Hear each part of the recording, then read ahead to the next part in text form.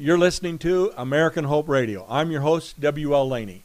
My guests are people who have faced the challenges of life, gained success, and are willing to share their secrets with you. Today, we're privileged to have best-selling author Sheila Kennedy. Sheila appeared to have the life many would envy: the large house, a happy family, financial security, enough to start a home staging company. Then, she found herself the divorced mother of a teenage daughter struggling to make a living. Well, instead of me reading this, let's let Sheila tell her story. Welcome to the program, Sheila. Well, thank you, WL. It's a pleasure to be here. So, what made you decide to become a confidence coach? Well, I'm a firm believer in sharing what I know or what I've learned. And I had a lot of struggle around building my own confidence. And once I kind of figured out the keys to that, I wanted to share that with other people. And so I started my coaching practice. Okay, so what are some of the steps you took to discover your own confidence level? Well, one of the first things I had to do is admit that I had a problem with it. And that I was not as confident as I was trying to portray. So I first did that, and then I did a personal inventory, tried to really figure out who I was and what I was capable of and what I could, bring to this world. Why was I here, kind of thing. And then I built some skills that I was lacking or that I was not very strong in, so that I could be all of the things that I had now discovered that I could be. Okay, so what did that look like during the personal inventory? Did you sit down with a piece of paper and start writing stuff out? I did. At first I did, and I didn't think I needed to. But I did end up writing most of it down, and I had a series of questions that I asked myself, and I looked back at my life, and I reflected on the things that I had done, and I realized that, you know what, I had a lot more going for me than I gave myself credit for. And instead of identifying that I was negative in lots of areas because that's what I was believing because people had told me that, I realized that there was more to me than that. And so, yeah, I did. I sat down, not necessarily with a checklist, but a lot of reflections that I wrote down. So give me an example of one of the questions that you asked yourself. What kind of questions? I asked myself about some of the situations that I had been in.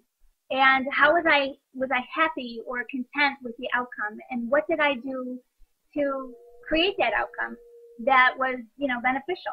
I looked at what I was grateful for. It's really difficult to be negative when we're in the attitude of abundance. So I really looked at that, and I looked at the people I admired. And why did I admire those things? And if I could find value in other people, then I could certainly find it in myself. Or, to see what I was trying to imitate with other people. So those were some of the things that I did. Okay. Then you did an anthology, were included in an anthology, Wounded, Survive, and Thrive. How did that help on your journey to success? Well, it was really a big deal, personally and professionally. Personally, it was the first time I had actually come out and said that my life was not perfect. And for somebody who I guess would say is a recovering perfectionist, that was a really big deal. So it was very cathartic for me to actually tell a little bit of my story. So that helped me personally and professionally. I got to be surrounded with these 100 other women that were amazing, and they had learned to thrive and overcome obstacles, and being in their presence and being part of that community has just been outstanding. Okay, now on your website, there's a copy of an interview that you did with the local television station. Did you get that interview as a result of being a best-selling author in the anthology? I did. It did bring media review. I was in a conversation with that reporter, and she, I had mentioned that I had been in the book or had been a part of this book. And that was one of the things that initially attracted her to my story. Okay, and then now, since then, you have done another book, which is a bestseller, both nationally and internationally. Tell me a little bit about that. Okay. Once I realized kind of the process after Wounded Survive Thrive, I figured I could do this again because I had more to say. And the book, You Had It All Along, was a coaching tool that I used with my clients. And the keys that I, had shared with them in that story or in that book, I realized could have a bigger audience. And so I did a little bit of work a couple of months ago to expand it a little bit, explain why it was important, explain some of the benefits and the costs and things like that to employing these 5 keys, and decided to go for it. Okay. Well, now let's tell everybody the name of your book, which is You Had It All Along, 5 Keys to Unlocking the Power of Confidence at Your Core. So you're Correct. best-selling author now twice. So yes. Let's talk about what you do for your clients and how it has impacted your business. So let me just start with, what is confidence at your core? What do you mean by that?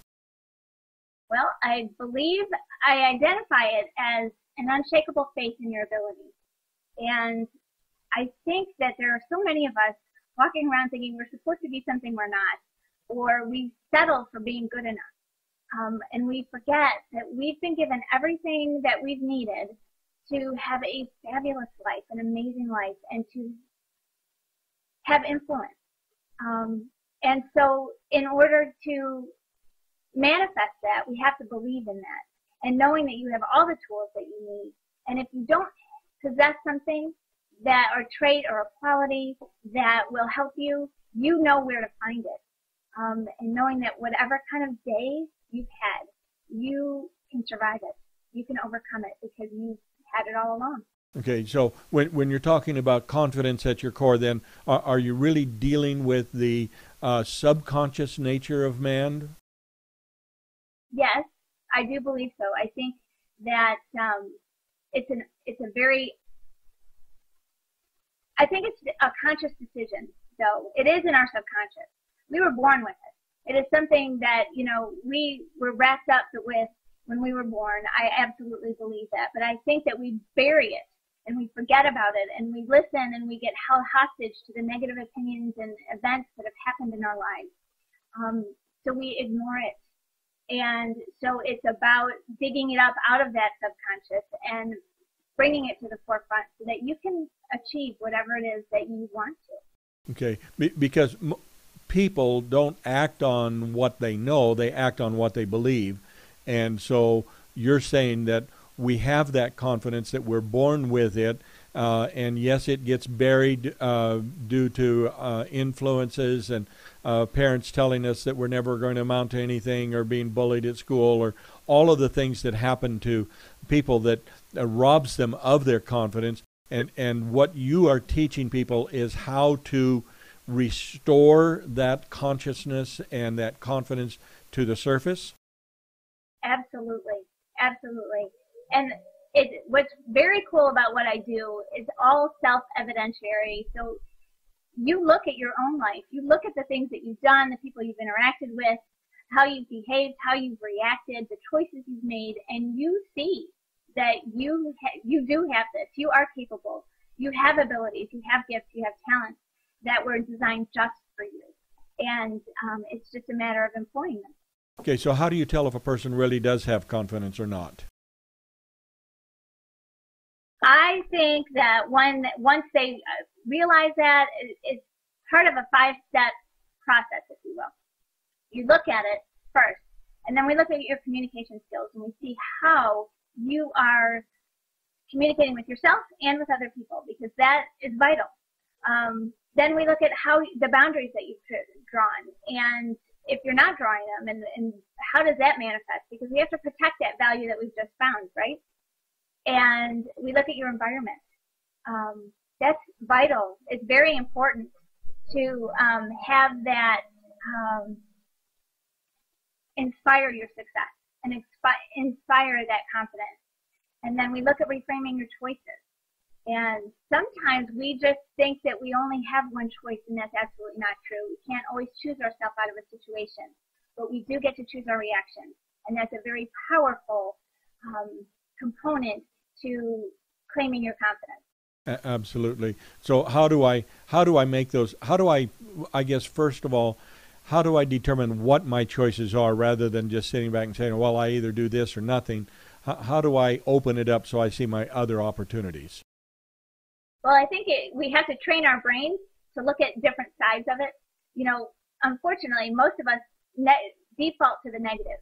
And so it's looking at some of the other options that are available. You know, expressing gratitude for a situation. I just had my intern was in this morning, and she was talking about her flat tire, and she was very frustrated. And, you know, I understand that completely. It's a very frustrating situation. But I said, well, let's be grateful that we have tires and that we have cars and that you have the money to drive your car and you have that, you know, and all of a sudden it didn't seem so bad. Yes, well, it's pretty amazing how a negative attitude can spiral downhill in a real hurry. We're located in Colorado. It's been cold here, and in the news last night they were talking about a young lady who had turned her car on, left the key in it, closed the door, and gone back into her house to warm it up before she went to work. Well, in that particular city, that is illegal because it's so easy for thieves to just take the car. They cruise the neighborhoods looking for exhaust, and they see an unattended car, and it's gone. And so the police stopped at her door to give her a ticket, and she didn't like the idea of getting a ticket. Pretty quick, she's kicking the police officer. She's resisting arrest. So now she's gone from getting a ticket for having her car running unattended to assault and resisting arrest. And, you know, that was not the best day for her. And it all happened because of attitude. So it makes a tremendous difference.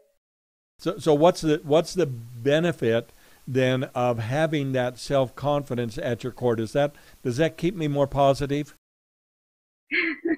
Well, I think that there's a lot of benefits from having confidence at your core. You know, obviously there can be monetary benefits and there can be successful or, you know, areas of success in your life. But I also think that you have a greater respect for yourself, and other people will rise to meet that level of respect. And that's huge. And I think that is actually one of our largest or biggest measures of our success is how much respect we have. Our relationships improve. You make decisions a lot easier. The flip-flopping, the missing deadlines because you don't trust your intuition and you're not confident that you're capable of making a good decision. That kind of falls away when you grab on and embrace this confidence.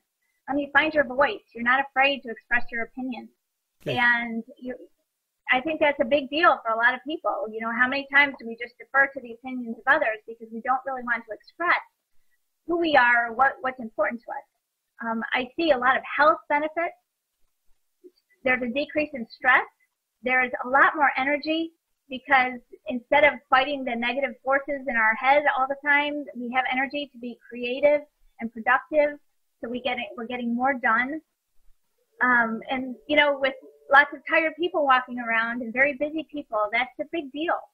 So I think those are just, you know, to cap off some of the benefits that embracing confidence brings. Sheila, may I ask a personal question? Sure. Okay. If you had been through the program and the coaching that you are giving to people now prior to your divorce, do you think that could have changed that completely around to the point where that relationship would have worked? I think it would have given me a clearer picture of what needed to happen. I think, unfortunately, the situation that I was in was not one that I should stay in, right. You know, for health reasons and, you know, things like that. So I don't know that I can really judge my relationship on that. I can think of, you know, jobs that would have turned out differently, volunteer positions that would have turned out differently, relationships that I had with people that would have been different.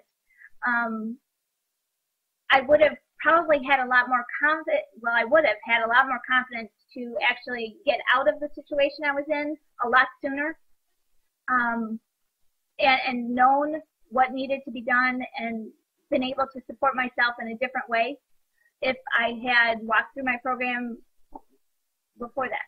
Okay, so, well, none of us can control another person. Right. The only thing we have control over is our reaction to what's going on, and many times that's the best thing to do is get out of a bad situation. I was just curious as to the value of teaching the confidence and working with, and you work mostly with women, is that correct? I'm sorry? You work mostly with women? I do work mostly with women. Okay. I have some men that I do work with, but, I lead by example. I walk that talk, and I do that comfortably with women only because, I speak their same language. The principles, however, in the book are absolutely universal, and I actually caught a lot of flack for not including men in this first version. So there's one to come. Well, that gives you opportunity. That gives you opportunity to write a third best-selling book. Right, absolutely. Okay, so what has having a best-selling book, and actually now 2 best-selling books to your credit, what's that done for your business? Well, I have to say it has helped me. Well, it's built credibility almost instantly. Even in the past week or so since the book has been released and has been met with so much success, the opportunities that have opened up for me have been amazing. People are calling wanting to know, how can I work with you? Which is great. Okay, and your book was just released 2 weeks ago, right? Right. And right. it's already best-selling in the nation, best-selling international, and you're just having all kinds of fun with this, I think. I really am. It's really fun. Not that I'm surprised, because I think it's a message that people are waiting to hear or needing to hear. So that part really doesn't surprise me. It's just fun to watch it unfold. And, I love the idea that I am going to influence more people than I would have without doing this. Okay.